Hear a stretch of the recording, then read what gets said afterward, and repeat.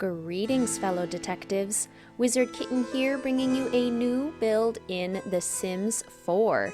Today we are continuing our relatively newish series where I build a house, apartment, community lot in The Sims 4, completely inspired by the aesthetic of a single Nancy Drew game.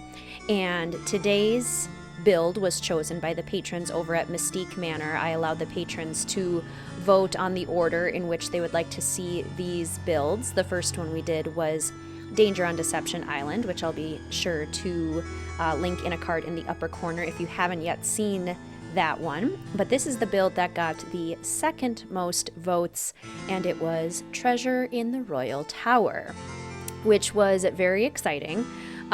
Because I immediately thought, okay, we have lots of skiing kind of items in the game from the Snowy Escape expansion pack.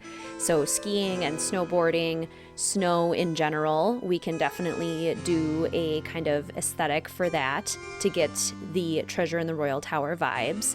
And I also wanted to really go full on with the French vibe.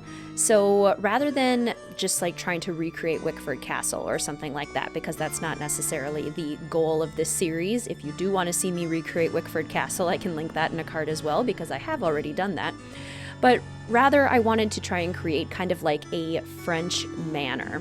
So I looked on Pinterest, I found some inspiration of this beautiful brick French countryside, almost chalet type house, and that was kind of the goal when I was building this, was thinking that this is a home, like a vacation home for a rich family who skis in France in the winter and comes to this house in the winter for the purpose of skiing, and otherwise the house isn't really lived in besides that. So it's mostly a very decorative home, a very regal home. The landscaping and the exterior is all very symmetrical and manicured, lots of greenery outside, and I love how the greenery looks with the snow on it. But that was the goal, was to make it look kind of like a small French country chateau, so to speak. A home that a wealthy family could come to and go skiing. I did end up building this in Mount Komorebi, the world that came with The Sims 4 Snowy Escape. So you can, in some of the screenshots later, or as I'm moving around here, see kind of the ski lift in the background and the mountain in the background, which I also really liked, since Treasure in the Royal Tower takes place at a ski lodge. So skiing should definitely be present if we're going for the ambiance of that game. So that was fun to see. And then just also the snow on everything made me very happy. As I record this today, we just got our first real snowfall of the season here in Minnesota, and I'm so happy about it. I love snow. It makes me extremely happy. It's really just a nice reminder of one of my favorite seasons. Just winter and fall in general are my favorite times of year. And beyond that, there's something really just beautiful about the sensory experience of the first snow, because snow has this like kind of magical effect where it makes everything more quiet. And people are forced to kind of slow down when it snows, because you have to, otherwise you'll fall on ice or your car will skid on ice.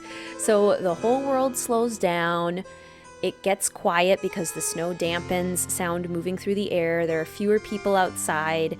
And then just the way the light reflects on the snowflakes is just absolutely stunning.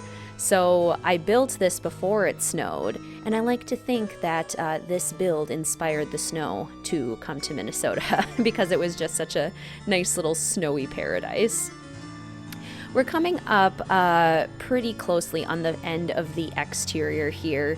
Again, just really going for a French chalet home kind of thing, and enclosing it with the very fancy wrought iron fencing, putting in the manicured and symmetrical shrubberies around the entire outside, and then moving on to the inside, where we went very French. So again, I wasn't really trying to recreate Wickford Castle. I'm more trying to create the vibe of each game, going off of the things that happen in the game, the color scheme of the game, and then kind of just major items or things that we see within the game. So again, I looked on Pinterest and I found some interiors as well of beautiful French homes, and I imagined that this portrait was Marie Antoinette. By the way, it's not, but in the Sims version. So that's really what I was going off of, was regal and French with mostly pastel colors. And then I also tried to throw in as much purple as I could, because purple is a big color in Treasure in the Royal Tower. It's all over the cover art of the game. And then in the game, we learn that Marie Antoinette's favorite color was purple. There's a purple rose. So there's just a whole bunch of purple in the game. So as often as possible, I tried to sneak in some purple. Shockingly and kind of upsettingly, there's very little actual purple in The Sims 4. Like you'll see me search by purple sometimes within the catalog, and I just cannot find things that aren't like very bright, like teenager purple. I found purple skis, so that made me happy. But it's mostly like bright, colorful, color pop kind of purple, like Lisa Frank kind of purple, not pastel purple, not very fancy purple. So we'll see those little accents as much as possible. Here, definitely putting as much ski paraphernalia and snowboard paraphernalia as I could find.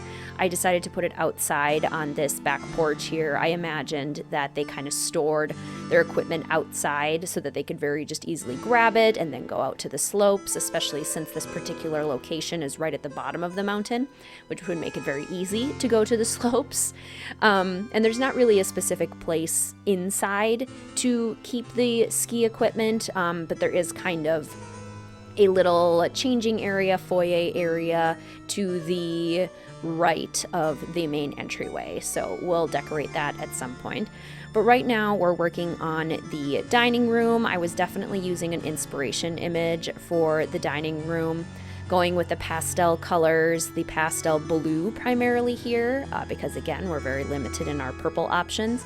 But this pastel blue is also really common in a lot of the inspiration images that I was finding for French-inspired interiors. So it ended up working out quite well, I think, for the overall aesthetic of this build. It was really kind of tricky to go for a regal kind of feeling and also a cozy kind of feeling at the same time. I feel like that's definitely the vibe that Wickford Castle tries to go for, in that it's like a French castle. It's supposed to be very grand, but it's also a ski lodge, and ski lodges in general are very cozy, warm kind of places to be. So kind of trying to balance that was a little bit tricky at times. I think I definitely leaned more into the grand aspect of things, the French aspect of things, than I necessarily did the cozy aspect of things. And partially that's just because of what we have available in The Sims 4, and partially it's because I was just trying to lean into that particular aesthetic, because Treasure in the Royal Tower is a very French-inspired game, with Marie Antoinette as the central figure. There's French spoken in the game, maybe not very well, but there is French spoken in the game. And then just a lot of information about the French Revolution. So I'm also by no means an expert in French design in any way, shape, or form. There are certainly some things in this build that I could be adding that are just very much not French and would very much go against the decor styles that would be appropriate for that region. But I did my best. I kind of, using the inspiration images and then just images of places that I've seen in movies, tried to kind of put things together. The kitchen was definitely a tough room, just again because of kind of like limitations with color scheme. I really wanted to use these pure white cabinets, but they don't come with a swatch for the countertops that's besides black. I really wish it had been like a cream or a gold so that the whole kitchen could have been kind of this pastel color with the white accents, because that's what a lot of the inspiration images I was looking at had. But they didn't, so I did the best that I could. I guess the black does kind of add a nice contrast to an otherwise very bright space. I also tried to make the kitchen pretty fancy. It's got some pretty high-end appliances. It's got the double stovetop over here, one of the nicest refrigerators. It's got all the appliances you could need. It's got a teapot and a coffee pot. I put a bar cart in here, just basically all the amenities, because you definitely want to be able to have a nice, warm, cozy meal after a day of skiing and snowboarding. I also tried to add in some nice chandeliers because those were very prominent in a lot of the inspiration images. We are also very limited in our chandelier game in The Sims 4. There's either really giant chandeliers that don't quite work, or there's these tiny ones that are pretty, but you can't really even see them because they're so little and so high up on the ceilings. But you know, we make do with what we have, and I think it added a nice warmth to the kitchen to do that. Figuring out the curtains was also pretty interesting. Throughout the entire build, I used one of two curtains, those kind of white and gold scalloped ones from the Vintage Glamour stuff pack, which was a pretty heavily used pack within this build. I will say Vintage Glamour got a lot of use. Snowy Escape obviously got some use, and Realm of Magic surprisingly got quite a bit of use. I used Realm of Magic windows on the outside of our little chateau here, and I think they actually worked quite nicely. I was trying to match windows, and I used Discover University ones as well, but the Realm of Magic ones I actually got a chance to use for once, which is very nice. I very rarely get a chance to actually use the Realm of Magic windows and like how they look on a build. And I also used just Realm of Magic furnishings in quite a few places as well. There's a pretty fair amount of base game in this build because a lot of the base game items that we have are a little bit more on the fancy schmancy side. The color scheme for a lot of the base game items is not exactly what I was looking for, but many of the items were what I was hoping for. The build itself is also pretty minimally decorated. I don't imagine that the family that lives here stays here year-round, so it's not very cluttered, and even when they do, I am fairly certain that there is a maid service that keeps the place clean. I almost kind of wonder if they rent the house out on a temporary basis as an Airbnb or something like that when they're not using the home. That was kind of my thinking with it.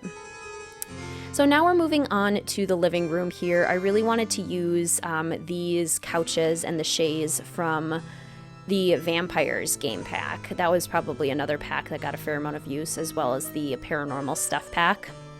Basically any of the ones that have like a little bit of a vintage glam or grand kind of feel to them were probably used in this game, or in this build. So this is a room where I was able to get in a little bit more purple. I used the purple rug in the middle to really kind of accent it, and I did put books throughout the whole build as well, so there's lots of large bookshelves, very library-like, to kind of bring to mind the library of Wickford Castle in Treasure in the Royal Tower, since that's such a central space to the game. It's interesting because when I was thinking about things that I wanted to include for this build, Treasure in the Royal Tower doesn't actually have a whole ton of spaces themselves. It's Wickford Castle as an entirety. So a lot of Nancy Drew games have like very iconic individual rooms, but Wickford Castle I feel like doesn't necessarily have that. It's more that Wickford Castle in its entirety is iconic.